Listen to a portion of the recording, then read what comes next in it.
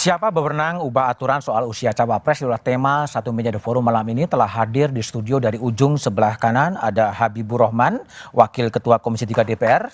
Malam Bang Habib. Di sebelah kiri saya ada Sis Grace Natali, Wakil Ketua Dewan Pembina PSI. Malam Sis Grace. Di sebelah kiri saya ada Hakim Mahkamah Konstitusi 2015-2020 I Dewa Gede Palguna. Malam Pak Dewa dan Pak Palguna, dan di ujung sebelah kiri ada Profesor Hamdi Muluk, Guru Besar Psikologi Politik Universitas Indonesia. Dan melalui sambungan Zoom ada Wakil Gubernur Jawa Timur Emil Dardak yang sekarang berusia 39 tahun ya. 39 tahun. Saya akan berbicara terlebih dahulu dengan Mas Emil Dardak. Mas Emil, betul Mas Emil ikut mengajukan gugatan uji materi soal batas usia capres atau cawapres? Ya, kita mendukung teman-teman aktivis mahasiswa yang datang. Mereka mengatakan kita ini aktivis zilenial, Mas Emil, Mas Wagub. Kita jadi ada latar belakangnya, ada yang ketua BEM Fakultas, ada yang ketua BEM Prodi, ada yang bahkan ketua umum Himpunan Mahasiswa Politik Indonesia. Ya, saya pikir ini sesuatu yang menarik ya, bahwa mereka menempuh jalur untuk melakukan terobosan melalui jalur hukum. Dan datang ke saya sudah dapat dukungan dari ada 2 kepala daerah di Jawa Timur yang sangat saya hormati juga, baik pribadinya maupun latar belakang keluarganya, karena putra dari Kiai yang juga saya jadikan rujukan saya. Oke, nah, tapi Mas Emil kan 39 tahun ya, 39 tahun, dan ini kalau mau maju sebagai cawapres mungkin kurang setahun lagi. Apakah memang berminat maju? Saya nggak akan menjawab begitulah, karena kan konteks kita sekarang ini mendukung teman-teman muda lah sebenarnya. Apalagi kalau merujuk ke partai saya juga udah tahu ada jagoannya, ya kan? Jadi sebenarnya. Tapi kan bisa aja lah cari peluang. Enggak lah, kita ini kalau melakukan sesuatu harus berpikir jangka panjang. Kita membawa sesuatu ke MK itu harus untuk kepentingan jangka panjang. Janganlah kemudian pragmatis jangka pendek. Mas Emil, tapi yang mengajukan uji materi ini Mas Emil sebagai pribadi atau mewakili aspirasi mahasiswa sih sebetulnya? Oh ya, saya memenuhi saya bahkan sempat posting itu di Instagram saya 12 Mei yang lalu. Saya cek lagi akhirnya kan, karena ditanyain banyak orang. Jadi 12 Mei mereka datang, kita ngobrol banyak hal, dari mulai ngobrol soal perspektif mereka terhadap politik hari ini, kemudian apa yang sedang mereka ikhtiarkan. Mereka bilang bahwa ya ada Emmanuel Macron gitu ya, Presiden Prancis 39, Jacinda Ardern gitu ya. Kemudian bahkan Sultan Syahrir juga dikutip sama mereka. Ya, saya tentunya juga sependapat mengenai bahwa sudah ada bukti bahwa usia yang lebih muda dari 40 itu juga punya kapabilitas begitu. Tapi artinya bukan inisiatif pribadi dari Emil Dardak ya? Gimana ya, kita bilang ini inisiatif, bukan itu yang menjadi hal yang penting, tetapi substansinya menurut saya.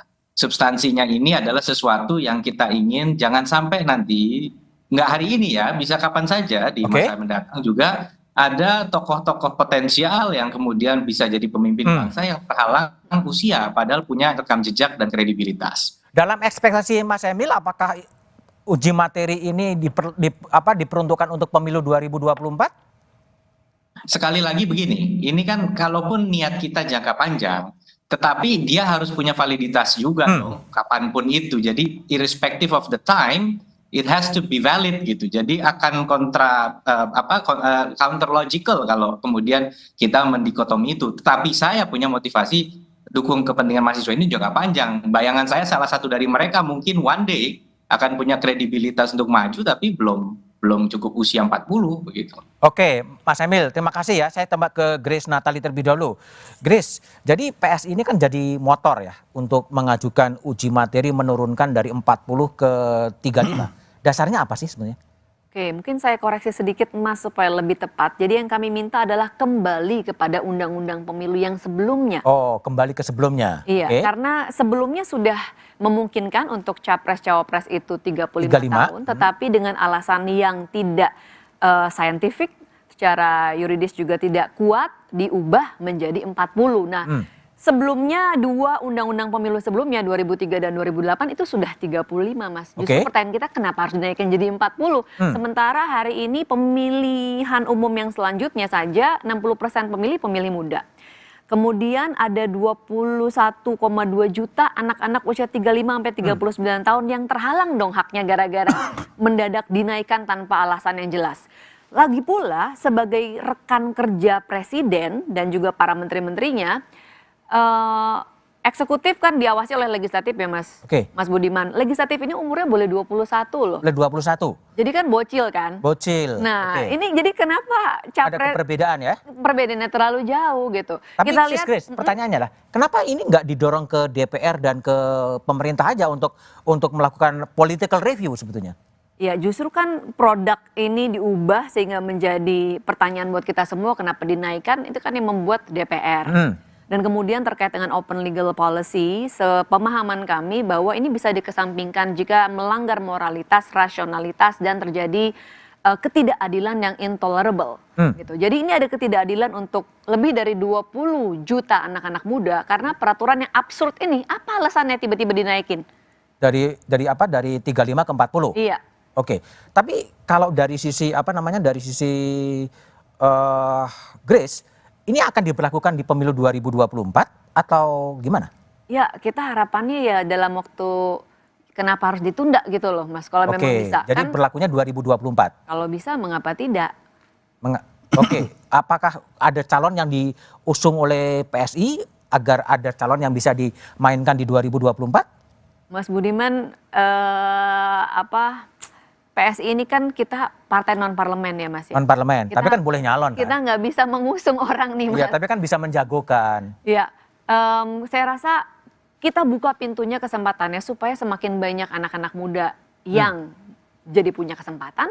Kemudian juga kami percaya kalau ada anak muda di situ yang menjadi subjek gitu ya, maka tingkat partisipasi anak muda mungkin bisa lebih tinggi. Kita lihat hari ini di DPR ada banyak banget bocil, ya nggak Mas? Karena dibolehkan gitu kan. Kalau kita pengen melihat wajah pemimpin kita ke depan bisa lebih muda, bisa regenerasi, stoknya nggak itu-itu saja. Salah satunya ya gerbangnya harus dibuka dong, jangan digembok terus. Oke, dibuka dan itu berlaku di 2024 ya? 2024 atau 2029 silahkan diputuskan. Tapi kalau memang boleh gitu, kenapa mesti ditunda-tunda? Baik.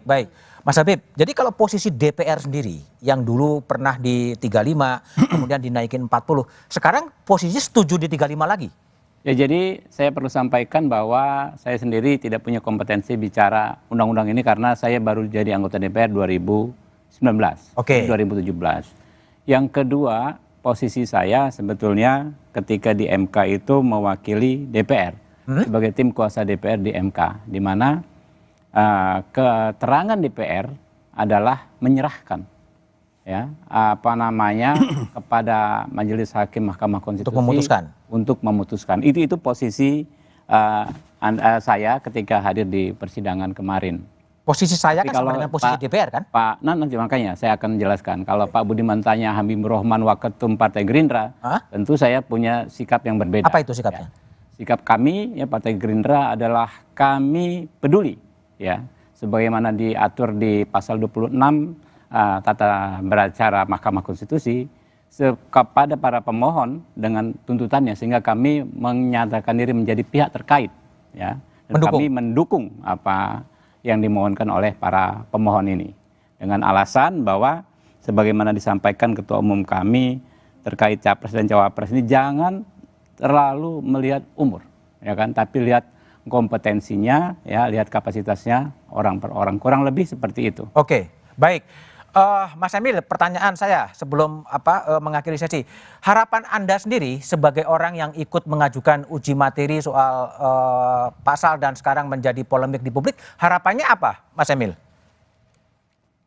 Kan motivasi terbesar ada dua ya, jadi terbesar tapi dua terbesar lah istilahnya, top 2 ya. Yang pertama tentunya ini inisiatif generasi muda yang harus kita apresiasi gitu, bahwa berjuang itu bisa juga dengan jalur seperti ini, hukum ketatanegaraan, uji konstitusionalitas gitu ya.